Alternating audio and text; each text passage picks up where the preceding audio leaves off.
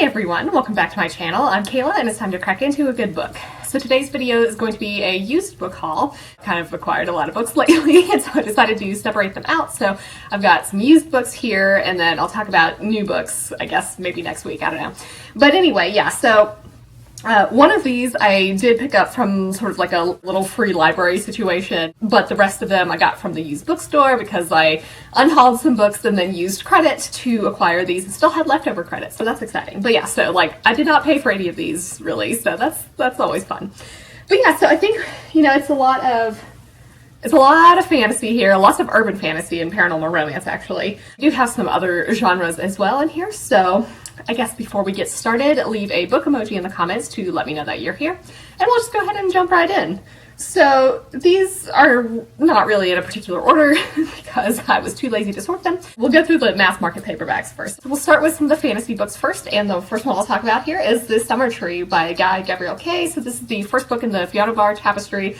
Also, like, this is a very old cover. It's from the 80s, it looks like, and I kind of love it, so I'm, you know, kind of glad that I was able to find this. But yeah, so I don't really know that much about it. I think it's some sort of King Arthur type retelling. Beneath the mountain, the evil one waits change, longing for release. So we've got this old king sleeping restlessly, fearing the shadow of the summer tree. In the bedrooms and taverns of the High Kingdom, a young prince takes his pleasures and quietly prepares for the war that will surely come. In the woods, the silvery somethings Leos Alfar gather, hearing the howls of the wolves at night. In a lakeside cottage, the dreamer dreams of the five who will come from a world called Earth, the five who are Fiona Barr's last and only hope. So yeah, basically here I thought there were like 5 people from Earth who, there's like some sort of portal element maybe that get transported here.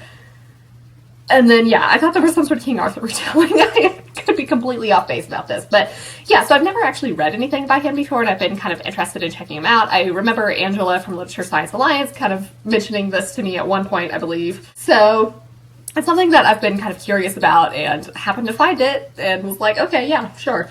When this came out, it cost $3.50, which is crazy. I don't know. Again, 80s. So anyway. The next book I'll talk about is Legend by David Gemmell. So this is high fantasy. I've read one book by him before and didn't love it, but it was like the first book in the Troy trilogy, which I think is not as popular, maybe? I don't know. It was a long time ago though. So anyway, here, we have Durst, who is the stuff of legends. Tales of his battles are told throughout the land and stories expand with each telling. But I think he grows older until he finally turns his back on glory and retreats to his mountain lair to await his old enemy, death. And then far below, we've got some barbarian hordes on the march, and all that stands between them and the Gini people is this mighty 6-walled fortress, which is a great citadel that seems destined to fall. If it does, then these hordes will sweep across the land, killing all who oppose them. So then he agrees to come down from his mountaintop to lead this last hopeless fight. Lost causes mean nothing to him because he's fought such battles 1,000 times before, and he's a hero to inspire a new generation of warriors. So yeah, I'm definitely excited to try this out. I know Kat from Bruce and Reviews loves David Gemmell, so I was like, I was actually texting her in the bookstore and I was like, okay, well, I found this one. Should I get any of the other ones? But they were kind of like all over the place with what they actually had. But definitely decided to get this one for sure, and I'm very curious to see how I do with this series. So then we get into some of the more like urban fantasy paranormal romance. The first book I'll talk about is Shadow Caine by Feehan. So this is paranormal romance, and I think this is some sort of like ghost situation. So we have some sort of classified experiment that's the brainchild of a renowned scientist and his daughter. It's created to enhance the psychic abilities of an elite squadron to basically transform their natural mental powers into a unique military weapon. But something has gone wrong, you know, naturally. In these isolated underground labs, men have been dying, victims of bizarre accidents. And I guess our captain knows that he's next. So when this doctor is murdered, the captain has only one person left to trust, the doctor's daughter. She apparently has an uncanny sixth sense herself and shares this captain's new fear, every betrayal, every growing suspicion, and every passionate beat of the heart. I guess they will be drawn into the labyrinth of her father's past and closer to a secret that someone would kill to keep. So I've never actually read anything by this author before, but like, I mean, there were so many books and like so many series, and I was like, I mean, why not? If I can get it for credit, like, why not try it? So this is the first book ever series this is called, but it's obviously more like military based. But what kind of drew my eye here is like, one, it gets pretty high reviews overall, but two, I think like the psychic aspects seem really interesting. So I'm certainly curious to check this one out for sure. And then kind of on that note, another book. This is the first book in another series, Wild Rain, again by Christine Feehan. This is more shifters. I think we've got leopard shifters. Rachel has a new identity and has staged her death and has fled from the treachery that stalks her in order to escape from some sort of faceless assassin. And so she's found sanctuary in this rainforest. Where can she hide? Some unusual creatures, including, I think, these shifters. Our love interest, I'm assuming, is Rio. I mean, it doesn't specifically say that he is a leopard shifter, but I'm pretty sure he is. As her past kind of catches up to her, and as, oh, here we go, Rio unleashes the secret animal instincts that course through his blood, Rachel fears that her isolated haven has become an inescapable hell. So, yeah, also, like, let us admire this insect. That makes me laugh so much. But anyway, I think this one seems to have higher reviews overall. Like, I know she's got a vampire series, but I felt less excited about that one, I guess, when just reading the synopsis. This could be interesting. I feel like I haven't really read much with leopard shifters in a jungle, or the rainforest, I guess, so who knows? That could be interesting. The next book I'll talk about is Minion by L.A. Banks. So this is one I remember seeing when it first came out, and like I know I have looked at the series multiple times, but then like never picked it up for some reason. So I don't actually know if these are out of print now. But anyway, yeah, so this is vampires. So we've got Damali, who just wants to create music and bring it to the people. She's a spoken word artist and the top act for Warriors of Light Records. But nightfall, she hunts vampires and demons. So she and her guardian team cannot afford the delusions, I guess, that other people have, that, you know, vampires and demons are myth and fantasy. Have some rogue vampires killing the artists of the Warriors of Light and their rival blood music. So we've got some strange attacks within the club drug trafficking network, and these draw the attention of the police. So she realizes that these killings are a bit out of the ordinary, especially, or even for vampires. Instead of neat puncture marks, these corpses are mutilated, indicating a bloodlust and thirst for destruction that kind of surpasses anything she's ever encountered before, and discovers that there's a very powerful vampire behind these, and of course he's a seductive beast who's coming for her next. I really am not sure what to expect from this. I do enjoy vampires, so I think we've got a main character of color. I think our author is an author of color, so it seems like a fun book to read, and I'm excited to finally check it out. The next book I'll talk about is A Hunger Like No Other by Kresley Cole, so again, more vampires here. This one I think I've heard much more mixed things about in terms of just the series in general, but I don't think I've maybe read some short stories about this author before, but like haven't read the actual book, so I figured why not. Okay, so we have a love story between a werewolf and a vampire. So our main dude, who is a werewolf, is enraged to find that he's the predestined mate for a vampire, or at least partly. I guess she is half Valkyrie, half vampire. Okay. He is not fond of vampires because he has endured years of torture from the vampire hordes. So our main woman, Emmeline, is trying to set out to uncover the truth about her deceased parents until, I guess, this guy claims her as his mate and forces her back to his ancestral Scottish castle. And so seduction happens, and an ancient evil from her past is resurfacing. So yeah, that's interesting. I had actually kind of forgotten that she is half Valkyrie, half vampire. That seems like an interesting combination, so I'm curious about that. Also, I'm excited that we've got at least some sort of setting in Scotland. That should be pretty fun and atmospheric. I do like Scotland. I think there are some problematic things. I don't remember specifically what they are, but I seem to remember that there may be some issues with the series as a whole, so I'm just, but I'm still kind of curious to check it out for myself. The next book I'll talk about is Undone by Rachel Caine. So this, I think, is a spin-off of the Weather Warden series, which I read back in the day and enjoyed. Our main character, Cassiel, was once a powerful djinn until she defied her ruler, who tore her essence away and reshaped her in human flesh as punishment. So she's forced to live among mortals and has found refuge among the Weather Wardens. She assists one of the Earth Wardens on his missions, and also has growing affection for this guy's brother, But when she encounters a malevolent force that threatens their family, she discovers that her perceived human weaknesses may be her greatest strengths. So yeah, I really like Rachel Caine's writing in general. I liked, again, the Weather Warden series, even though, like, I don't really remember much about it. I've been kind of wanting to check out her other series. Like, sadly, she did pass away. I think this series maybe only has 4 books in it. I think it's interesting how she incorporates, like, the gens. We've got Touched by an Alien by Gini Koch. So this is one that I have looked at for years and, like, have honestly been, like, a little too embarrassed to buy. But finally I was like, nope, we're doing it.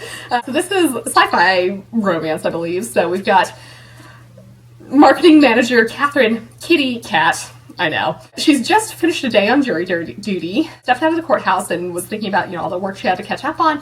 But then her attention was caught by a fight between a couple, which is some sort of domestic dispute. But Ugly didn't begin to cover it when the man suddenly just transformed into a huge winged monster right out of a grade Z science fiction movie and went on a deadly killing spree. She apparently searches her purse for a weapon and tries to take the alien down. Then we've got this handsome dude suddenly appearing beside her, introducing himself as Jeff Martini with the agency, and then leads her to a limo to talk to his boss, and so then she somehow gets involved with aliens. I don't know. She's joining forces with attractive aliens to protect the Earth, kick enemy butt, and save the day. So, yeah, I mean, I think in general this series does get, I think, fairly low reviews, but it's something that, like, I've wanted to try for years, and I saw it and was like, okay, we're committing to it, why not? Let's just give it a shot and see how it goes.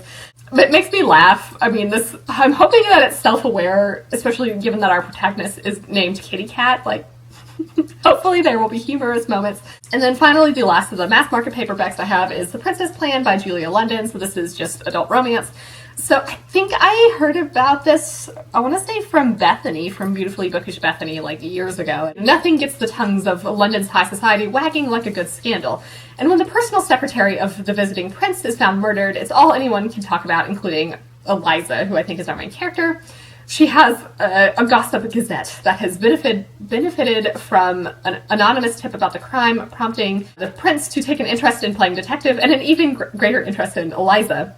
So there's like a trade deal on the line and mounting pressure, I think, to secure a noble bride. There's nothing more salacious than a prince dallying with a commoner. They find each other attractive and have to work together if they're going to catch the culprit. The prince will have to decide if his country or his heart comes first.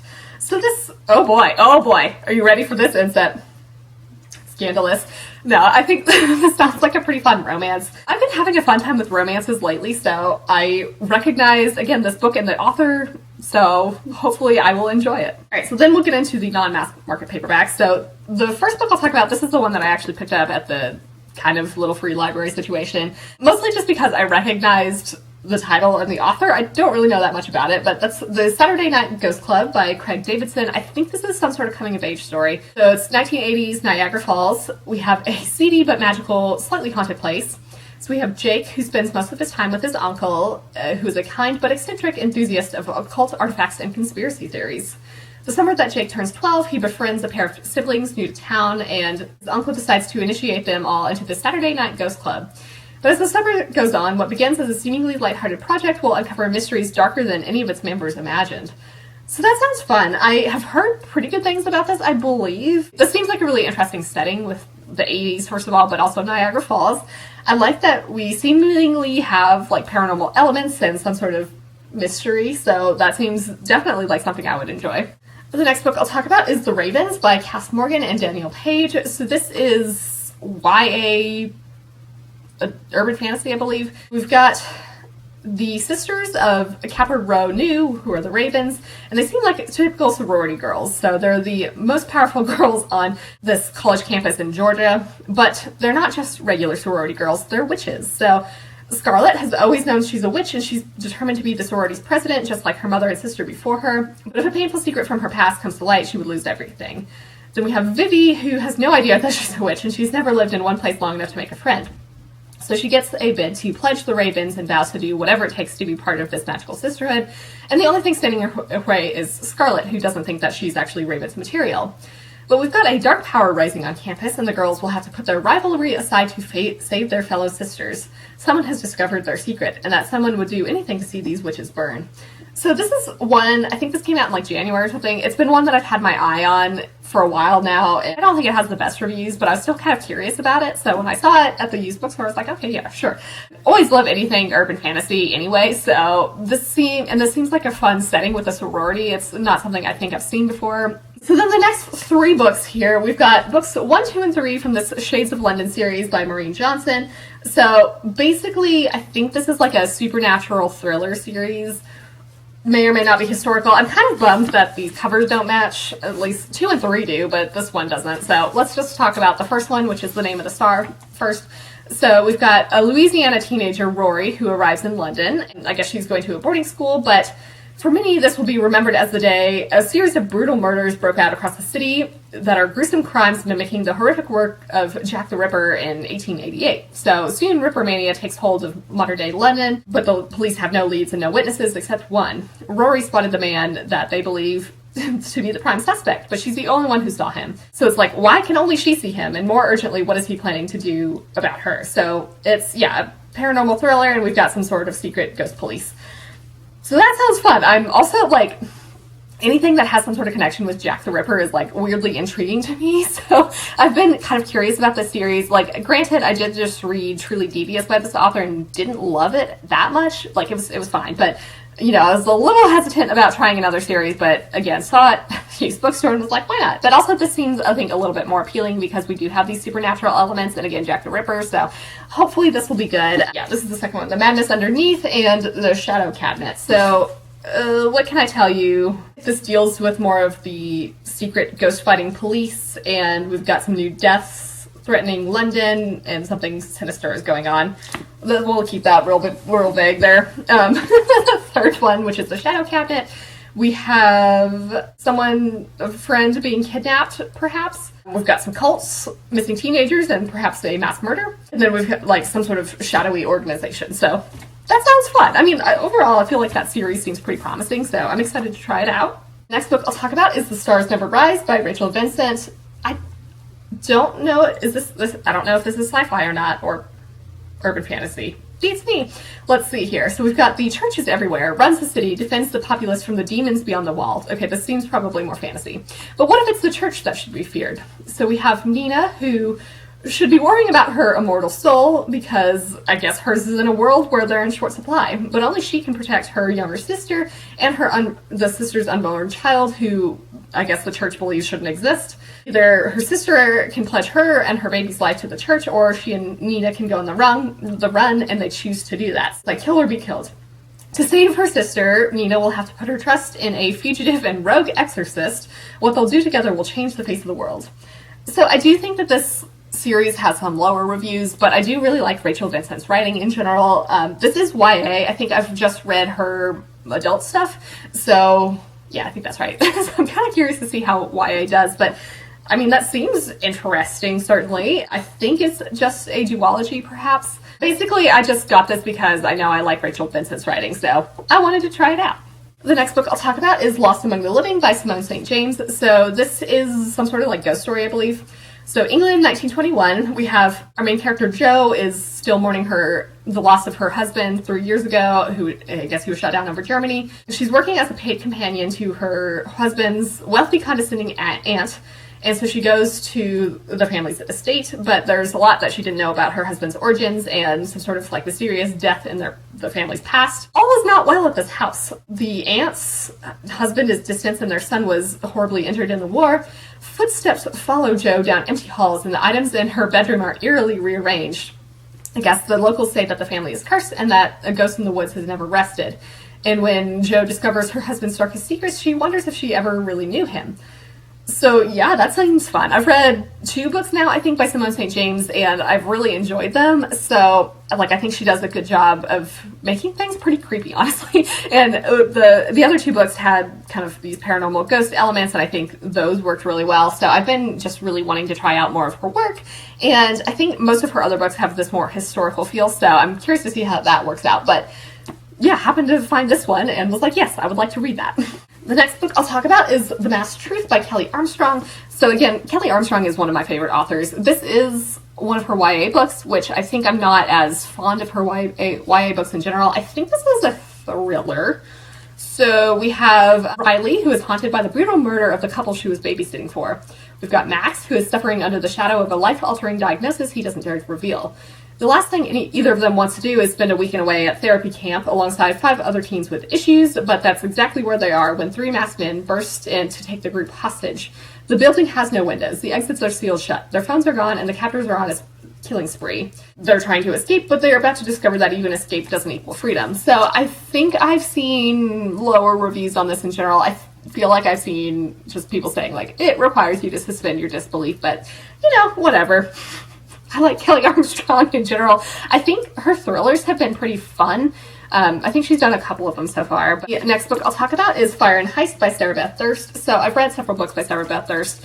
Obviously I haven't read this one. This is a YA book and again has more mixed reviews, but I know I like her writing and have been kind of curious about this book anyway, so here we are.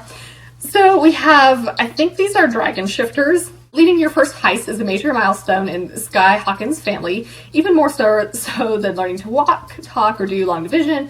It's a chance to gain power and acceptance within society, but stealing your first treasure can be complicated, especially when you're a wyvern. Okay, yeah, so dragon shifters. Sky's mission uncovers deep secrets about the mother who recently went missing, the real reason her boyfriend broke up with her, and a valuable jewel that could restore her family's wealth and rank in their community. So she's got a hand-picked crew by her side and knows that she has everything she needs to complete her first heist and get back everyone she loves in the process. But instead, she ends up discovering a dark truth about were dragon society, a truth that is more valuable and dangerous than gold or jewels could ever be. So I don't know, heists are a little hit or miss for me. I definitely know that there are books that have heists that I've really liked, but there's also some that have them that I haven't enjoyed, like Six of Crows. So anyway, we'll see how this one goes, but again, I do feel pretty positive about Sarah Beth Durst's writing. Also, Were Dragon seems fun. That's not a shifter option that I see all that often. Finally, the last book I'll talk about today is Fuzzy Nation by John Scalzi. So this is adult sci-fi. So we have Jack, who works alone. Jack is an independent contractor working for this corporation where the head office is on Earth, but he's prospecting and surveying at his own pace. There's an accidental cliff collapse, and he discovers a seam of unimaginably valuable jewels to which he manages to lay legal claim just as this corporation cancels their contract with him. Jack pressures them into recognizing his claim and cuts them in as partners to help extract the wealth. But I guess there's another wrinkle to the corporation's relationship with the planet. Their entire legal right to exploit this planet is based on being able to certify to the authorities that this planet is home to no sentient species, but we have a small furry biped showing up at Jack's home, followed by his family, and Jack kind of realizes that these are people, so he starts to suspect that the corporation's claim to the planet's worth of wealth is flimsy indeed, and that the corporation may stop at nothing to eliminate the fuzzies before their existence becomes more widely known. So here's our little fuzzy, I guess. I really like John Scalzi's writing in general. I think it's often pretty humorous, and it's very easy to read sci-fi, and just, I guess, whatever he's doing with his sci-fi books seems to really work for me. So I just have been wanting to try out more of his books. There's a couple other more standalone ones that I haven't read. I think this is a standalone. So with that, those are all the books that I have to talk to you about today. So let me know in the comments if you've read any of these books or think you might pick them up. For your question of the day, have you read books that have some sort of Jack the Ripper element, perhaps, either Jack the Ripper or some sort of copycat killer or anything like that? Because if you do, let me know, because I would like to read that, I'm sure. So I do have a Discord channel, and if you want to join that, the link is in the description below. I hope you're all having an excellent day and are reading something awesome. If you enjoyed this video, feel free to give it a big thumbs up, as that would certainly help me out. But with that, I think I'm going to wrap it up here and see you in the next one.